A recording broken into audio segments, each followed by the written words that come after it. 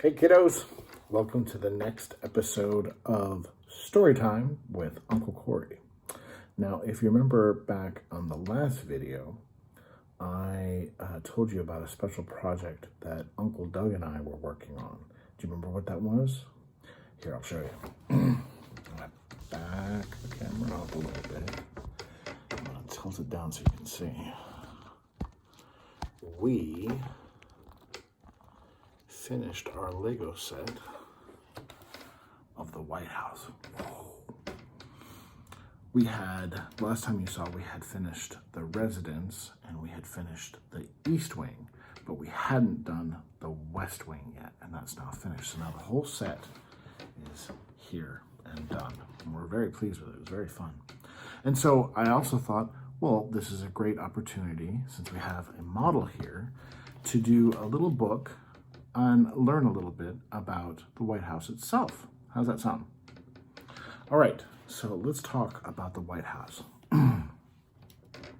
So as I had said in the last video, the White House is broken into a few different parts. There's the main part. This is the part that we always think of as the White House. It was what was constructed first. It was just this part that was completed in 1800. This is the residence. But now it wasn't always just the residence. It used to be the offices too. So by residence, I mean this is where the family of the president lives when he's in office. But back then it was also where he had his offices. And some of the presidents found that hard to do that. It was just a little too small, a little too cramped to have where the place where all the work was done and also have his family live, especially if it was a big family. So that's why the White House was expanded out into the West Wing, which is where the president has his office. In fact, his office is right here in the Oval Office. And then the East Wing was built for the president's partner, the First Lady, to have offices for her work that she does as well. And I don't know if you've ever seen a picture of the White House, but here is an image of what it would look like if you were taking a picture from on the road up here, looking out onto the White House. You'll see that there's a lot of trees on both sides. These trees cover the East and West wings. Oops, I just knocked over the flag. These trees cover those areas, so you don't really see them. And they also cover some other parts of the White House that we'll talk about as well, some really neat parts. So there's the White House from the front, and then here's the White House. This is from the back, and I'll turn the model around so you can see that as well. That's the back of the White House. And then going back to the front, we'll show a picture of what it's really like. Here you can see there's actually a really big lawn between the front of the White House and the fountain. Here in the model, they have the fountain right here. You can see the water shooting up where my finger is. They have the fountain right there, but in fact, there's actually quite a bit of distance between the front of the building and that fountain, and that's called the South Lawn. And the South Lawn is where they land the helicopters when they need to take the president on a ride on a helicopter out to do business. That's where they pick him up. And then you can also kind of see, like I said, all the trees that are covering and hiding the East and West wings.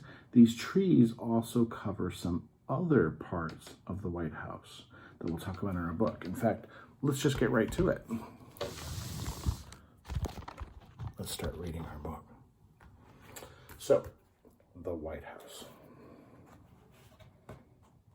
This is by Jen Arena, and it was illustrated by Viviana Garfali.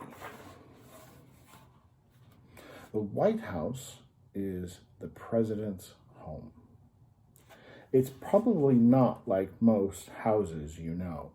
The White House has 132 rooms, 35 bathrooms, 28 fireplaces, 8 staircases, 3 elevators, a tennis court, a basketball court, a movie theater, and a swimming pool. Wow, that's pretty impressive. So where are all those parts? Well, here, let me quick show you. So looking back on our photo of the White House and the trees that cover it, here is the President's office, the West Wing. Just out in front of that, I think you can just kind of see just a little bit. There's where the pool is. And then coming further down into this area, kind of almost on the other side of the lawn, this area down here, you have the tennis courts, the basketball court, and such. Here, we can show you some pictures. So this is a diagram. This is like we're looking at the White House from way up high down onto it. This is right here is the residence.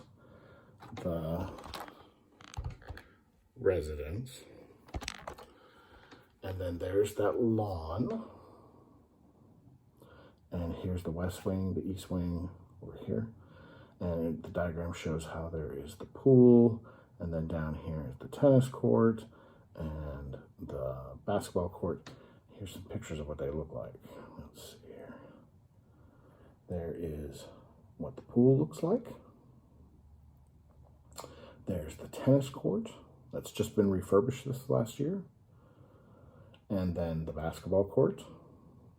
And then, let's see, my favorite part of all is the movie theater. The movie theater is actually part of the residence.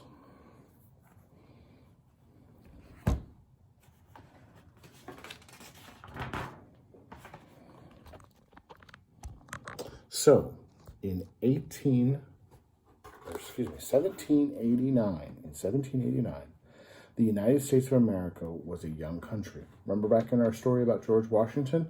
He was the leader of the armies that fought England and won freedom for the 13 colonies, the first 13 states that formed the United States. Our first president, George Washington, lived in New York City. Remember how he traveled from his home in Virginia up to New York City? Because that's where the capital for our country was at that time.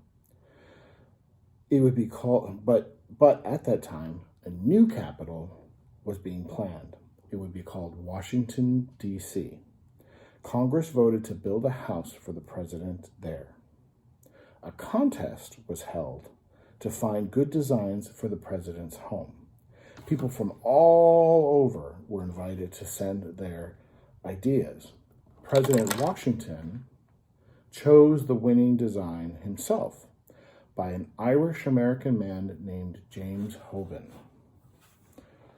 Washington also chose the site of the new building and even marked where the walls would stand. Construction began, and there was no time to waste. The new house had to be ready for the second president, the one who would follow after George Washington, by December 1st, 1800, just 8 years away. Here we have a picture of George Washington sitting at his desk, looking at all the different plans, trying to figure out which is the best one.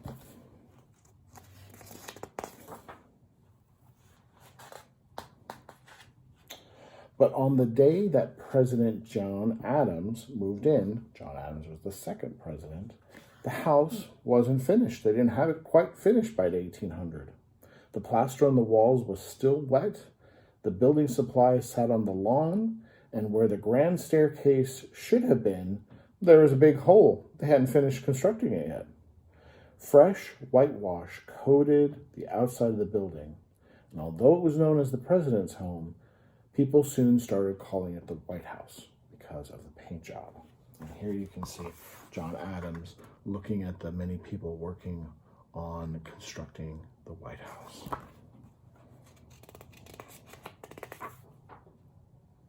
The next president, Thomas Jefferson, added 2 low passageways to hide stables, a laundry, and storage. He also installed water closets. What are water closets? Do you know? Water closets were early toilets. So when the White House was made, they didn't even have toilets yet. That hadn't been invented yet. They had these early versions sometime after the White House had been constructed. Jefferson opened the White House to the public and hosted 4th of July parties. He believed it wasn't the president's house, it was the people's house, the people who had voted and put him into office. And people call that still today. They call it the people's house. It's a pretty common nickname for the White House. And here you can see the parties he was hosting on the lawn on 4th of July.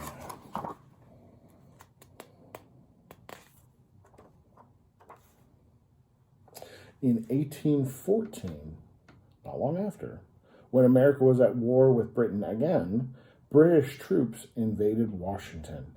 They set fire to several buildings in the capital. President Madison, who was at a nearby battlefield, wrote to his wife Dolly. He warned her to be ready to leave quickly. As the British troops neared, Dolly fled, but she had made sure that important items, including the large painting of George Washington, were taken in a wagon to safety. British soldiers marched up and set the White House ablaze. A thunderstorm helped put out the fire, but the outside walls were scorched and everything inside was gone. And here you can see a picture of the British soldiers setting the White House on fire.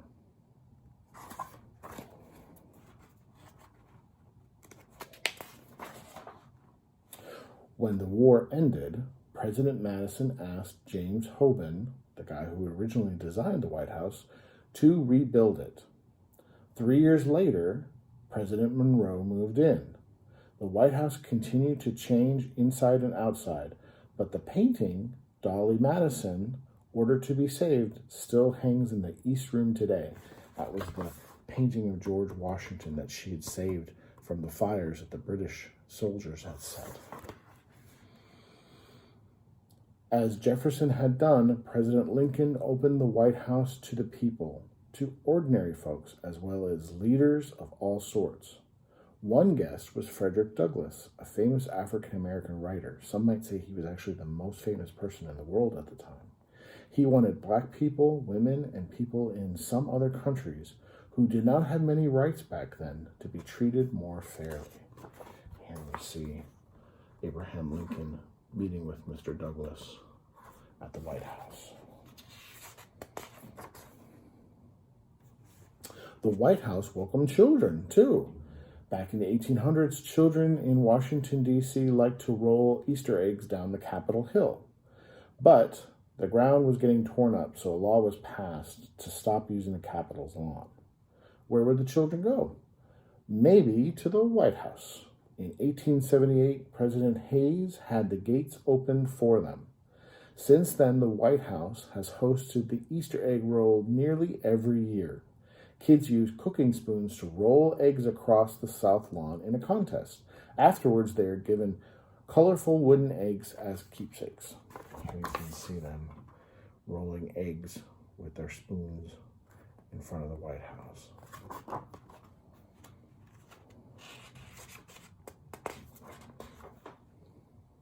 At times, the White House has seemed to be full of kids.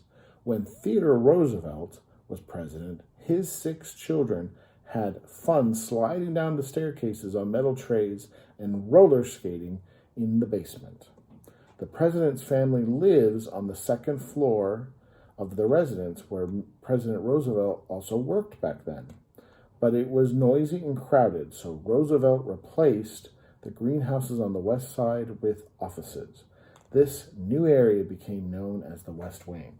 So if you remember me from saying it from earlier, this is the residence where the family of the president and also his offices were. And it just got too cramped, not enough room. So they built the West Wing out of the greenhouses were there. In fact, the office of the president was right there. That's the Oval Office.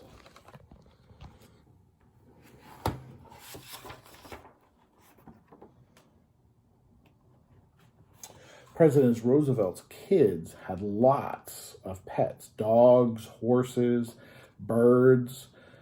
Alice Roosevelt even had a little green snake named Emily Spinach. She took it to parties in her purse. I think that's hilarious. I could totally picture you, Brantley, or Chesney having a little green snake and hiding in your purse and taking it to parties. I love that idea. In fact, here's a picture of Alice and Emily Spinach, her snake that she keeps in her purse. Many other animals have lived at the White House. First Lady Grace Coolidge had a pet raccoon. Macaroni the pony was a gift from the Vice President to Carolyn Kennedy. And Laddie Boy, President Harding's terrier, had his own seat at meetings, a special hand-carved chair. Here's a picture of Laddie Boy and his special chair that he had so he could attend meetings as well.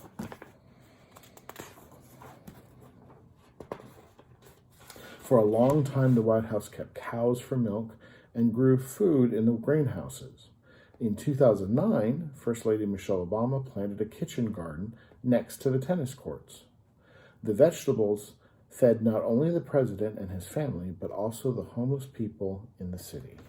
Here is a picture of them working in the garden just next to the tennis courts on the grounds of the White House.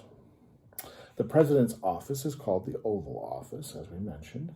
Each president chooses a desk, rug, drapes, and paintings for it. President Kennedy and many other presidents have used the Resolute desk. This is a famous desk. It was made from the timbers of the Resolute, so the wood from an old British ship called the Resolute that had explored the Arctic. The desk was a gift from Queen Victoria of England in 1880. From the Oval Office, so again, that's the president's office, presidents can look out onto the Rose Garden. That's where President Kennedy welcomed the Mercury astronauts when they returned from their missions, and where President Nixon's daughter, Tricia, got married. So here, let's look back at our Lego set. So again, here's the Oval Office. Right over here, that's the Rose Garden. And that's where President Kennedy met the astronauts returning from that special set of missions, the Mercury missions, as well as Nixon, where his daughter, Tricia, got married.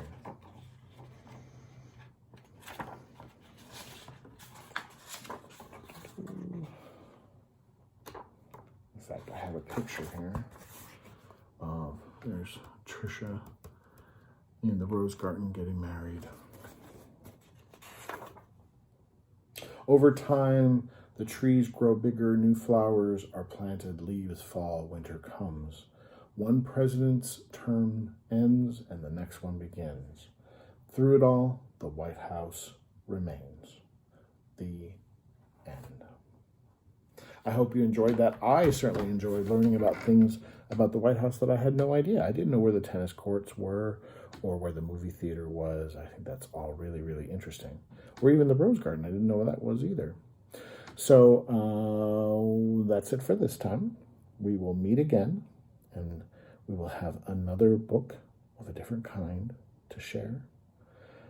St. Patrick's Day is coming up, so it might be St. Patrick's themed, just as a hint. So I will see you all next time. Be very good. I love you all. Broden, Brantley, Gavin, Chesney, Owen, Brooks, Macklin, Landon. I hope you are all well, and I will see you next time. Okay? Bye-bye. Love you.